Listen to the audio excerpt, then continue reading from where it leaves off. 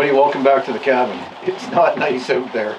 It's just hovering around the freezing point, and as you can hear, it's raining and freezing rain and sleet and snow, and keeps going back and forth. And if you can see any of the buckets out through the windows, they're just not filling up. It's been what, 9 or 10 days since we since we collected sap and made maple syrup, and really the trees have essentially stopped producing any sap since then. So as far as food production for 2022, it's off to a slow start.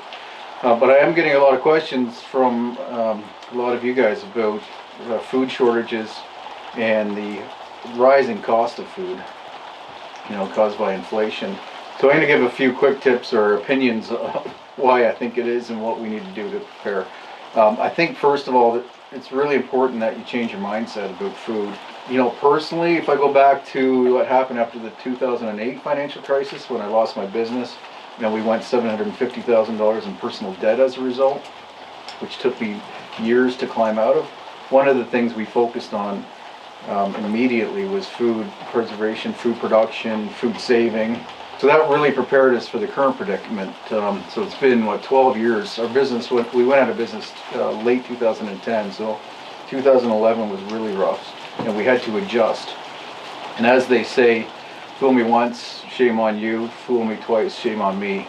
So we learned our lesson at that time and have really focused on our self-reliance since then on many fronts, but especially food, water, energy, shelter, and finances, so staying out of debt. So that's the first thing I would say, is just to look at this from a long-term perspective, regardless whether our economy returns to what you would consider normal, or wages come back in line, or finances come back in line with the high cost of living. I think it's important to just focus on the potential for something else to happen in the future. But here's why I don't believe that we should be all that hopeful or optimistic. Back in 2015, the UN countries, it was 193 countries, signed the 2030 agenda, which essentially is a framework for how the world, the powers that be would like to see the world operating by 2030. That includes things like a lot more attention to are dealing with climate change, green energy, so more sustainable energy production and energy conservation, food production, and finances, a whole bunch of things, equality, women's rights, all kinds of lofty goals and ideals. But one of the things that's really affecting us right now, what you really have to pay attention to is if you go to the World Economic Forum's website and look at the platforms, which is essentially the organization that sort of organized the UN objectives, and they spell out the agenda basically on the website. So one of those things is the post-animal economy. So what we are going to see is a shortage and a getting away from an animal-based food economy. So in other words, less beef, less chicken, less eggs, less dairy, all the things that we get a lot of our calories from currently. That's the intent, is to phase those things out over time. So what we're seeing right now with the high price and lack of availability of fertilizer for the 2022 growing season, we also have diminishing reserves of grains, of wheat and corn and soy and things like that. So it's sort of a perfect storm brewing here. And if you look at that post-animal economy idea by 2030, then you can imagine that the availability of those grains in 2022 is going to be highly encouraged to be focused on eating those things directly by humans, not by animals.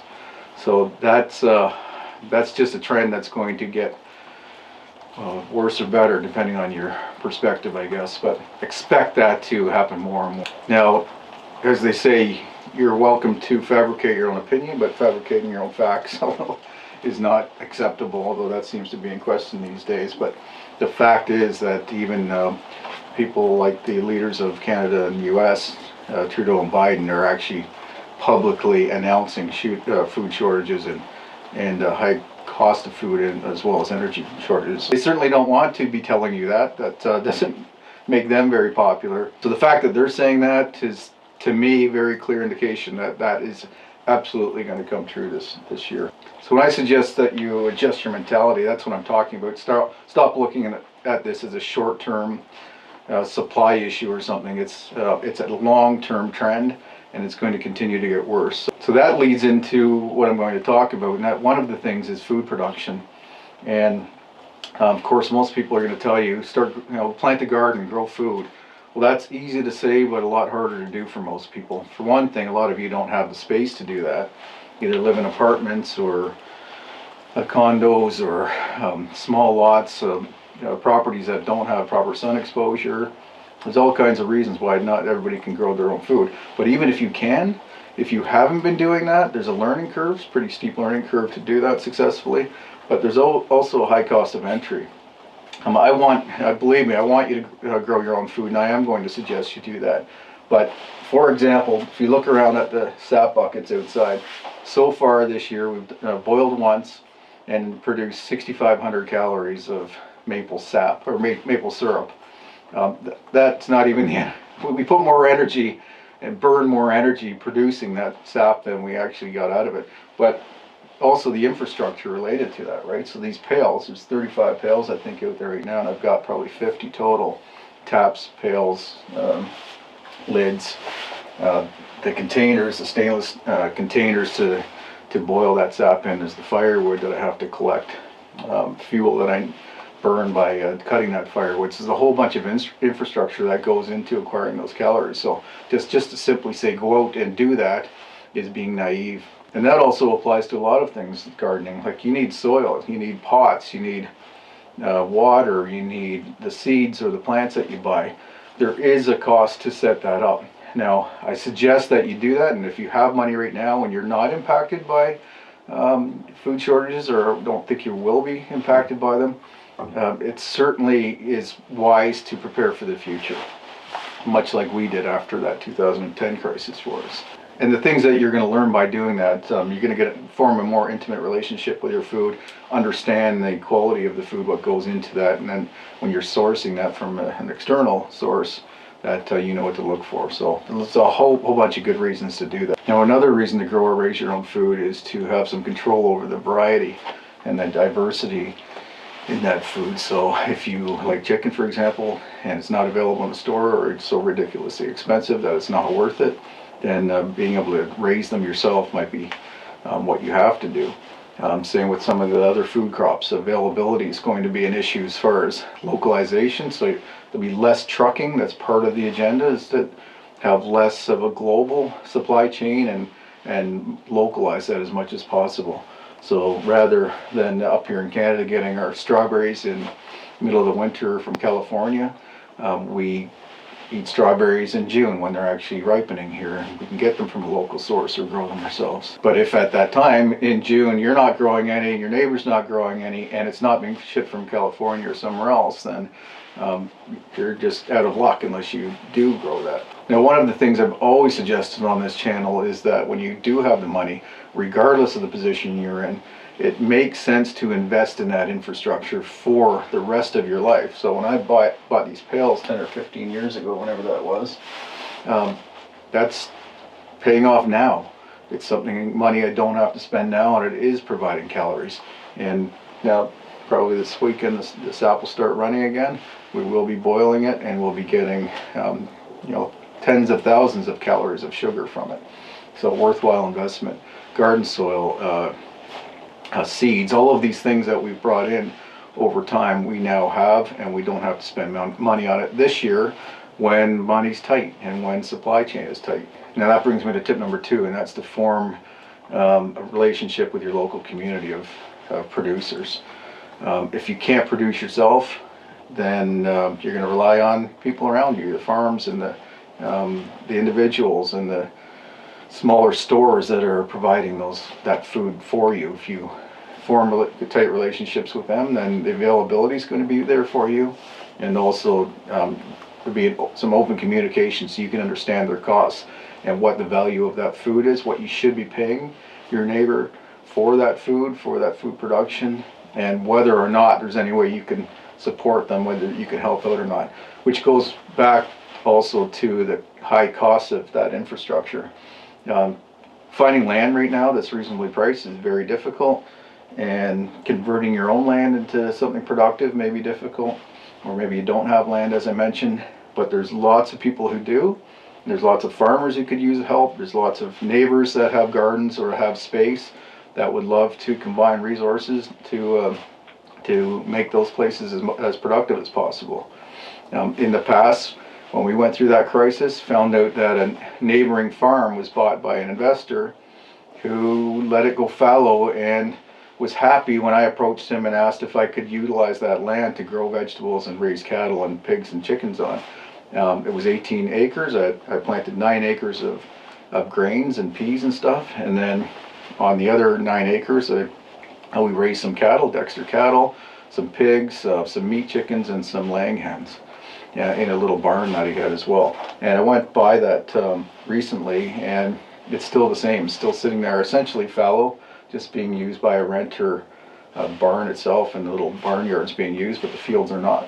So if somebody was to approach him now, I'm sure he would say yes to that.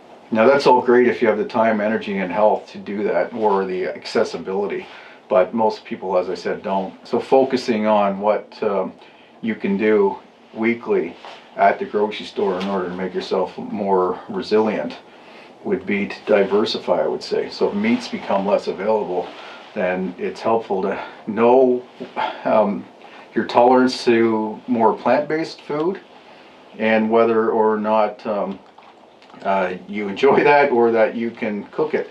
So learning to utilize things like, it seems ridiculous, but maybe you can't afford beef or chicken this week, but you can afford more beans and rice and corn or something else, where you can get a full balanced diet without using the foods that you normally, or ingredients that you normally use. So I'd focus on that, is stock up on things like beans and rice, and lentils and peas and things like that, and learn how to cook them and make them palatable, so they actually enjoy getting those calories from those foods. Now I'd say tip number 4 would be to learn how to shop very efficiently. I'm surprised how many people don't shop by the weight, the price per weight or price per unit of an item. So in other words, you see a little package of chicken breasts and you see that it's $10, and then the next store or the next package is $8, and you think, well, I'm going to get the $8 one, it's a better deal. That's often not the case. You need to look at the price per kilogram or the price per pound, and then recognize whether it's a good deal or not, and try to maximize the efficiency of your purchase. So you might see, say, pork chops at $10 a pound, or say $5 a pound for a package of pork chops that has 2 or 3 in it, but the package next to it is a bulk pack, a family pack, and that's $4 instead of $5 a pound. So even though it's like a $30 pack instead of a $5 pack or $10 pack, that is the better deal, and it's the best way to purchase. Up here in Canada, I'm not sure what it's like in other places where you're watching from. Our labels, our price tags on the items, or on the shelves where the items are displayed, it actually, most of the time, I think it's required by law here, shows you the price per unit in small print right below the price. So it might say, might be a $5 package of, say, pasta, but then it'll say, 25 cents per 100 grams or something like that, or per ounce. Now you're able to compare that to the next brand's package of the same food or something similar, like another carbohydrate, see what that unit price is, and buy the thing that's the most efficient. So speaking of package sizes and all that, that's obviously the next thing to consider, is whether you can buy things in bulk and put it aside and get better pricing through that bulk pricing, but also be able to have some security so that you have some food put away for those weeks that things aren't available, or that money's tight for some reason that week or that month or that year, and that you're able to pull from your reserves and put off the financial investment to the future, financial purchase. So obviously things like that store well, beans, rice, peas, lentils, all the things I mentioned, grains if you get them in a whole source. We have hundreds of pounds of oat groats and wheat berries in 5-gallon pails, food safe 5-gallon pails with oxygen absorbers in those pails. So we know that we don't, first of all, we did that well before this food shortage came. And we also know we have it and don't have to go shopping for that or overpaying for it as they become less available this summer and this fall and probably from now on. So definitely buy in bulk, pay attention to expiration dates, and then do what you can to extend those expiration dates, which would be, I would say, tip number 6, and that would be to learn how to preserve food. So when you find those things in bulk, or you grow those things that are very abundant suddenly, like tomatoes at the end of the summer, or many of the things in the garden, zucchini is another good example. Don't just throw those things in the compost pile or into the garbage. Take the time to learn how to preserve those to maximize the nutrition and also the long-term storage of them. So dehydrating, freeze drying. I'm going to talk about freeze drying more in a future video. Canning, smoking, curing, pickling, all kinds of ways to extend the life. But for those things, like I mentioned, those oat groats is what they call them. It's just a fancy word for the seed. That's before it's ground or rolled into something that you recognize as oatmeal, for example. That's just the seed that comes off the plant, off the grass itself. And before you crush that thing, it has all of its nutrition, but it also doesn't break down because it has a protective coating on the outside. So you put that into food storage and make sure you protect it from hot and cold variances, as well as oxygen and moisture. You can make those things easily last 25 years. Or if you flake them, you crush those oats, then they're going to spoil a lot quicker. And the same thing goes for wheat. Whole wheat flour, you might get 3 to 6 months out of it before it starts to go rancid. If you buy the wheat berries or the wheat grains whole, you can throw that in a pail and protect it from those elements that I mentioned, and that'll last, again, 25 years. Honey, endless lifespan. Maple syrup, same thing. It's all kinds of things that last a really long time, and it makes sense not to hoard them, but to store them, to acquire them when they're not scarce, and draw from those when everybody else is scrambling trying to find them or overpaying for them. You already have that item, not only for yourself, but maybe it's something you can sell, barter, or give to people that are short. So that, like, preparing for a crisis like this is not immoral or unethical as people want to suggest. Lessening your burden on the system when the system is broken is, to me, a public service, and having excess that you're producing yourself or have stored when things were abundant and able to share with your community, to me that's about the best neighbor you could be during times like this. Anyway, that's what's on my mind today after reading your comments about food shortages and the high price of food and the inflation and the continuing rising of prices and lack of availability over time. But also, I'll do this in a future video. One thing I've really focused on over the last 10 years is reducing my energy needs. Not eliminating them, but preparing for coming shortages or high price of energy by learning to use things like hand tools and reducing my transportation requirements and all of those things that allow me to shrink or eliminate completely my requirement for outside energy in the event that things like this happen or become so expensive or unreliable or unavailable that we can continue to function, thrive. So the cabin's a great example of that. I am putting electricity in that. I am putting a solar system, which you're going to see soon, more than the portable ones that I have been using.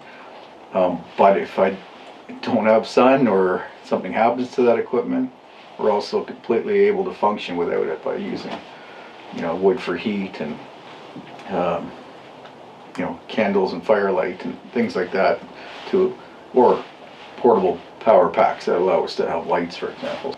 So we're doing things like that to make us less vulnerable in all the things that we need to survive: food, water, shelter, energy. Anyway, I'm going to go check all these pails and make sure the lids are covering the pails properly and not letting any of this freezing rain into them. Now we'll be back to boiling, hopefully, like I said, in the next couple of days. If you have any other tips, please share them below. Ask any questions that you have, and I'll try to answer them as soon as I can, or in a future video. Other than that, thanks for watching. Appreciate it, and I look forward to seeing you back here at the cabin next time. Take care.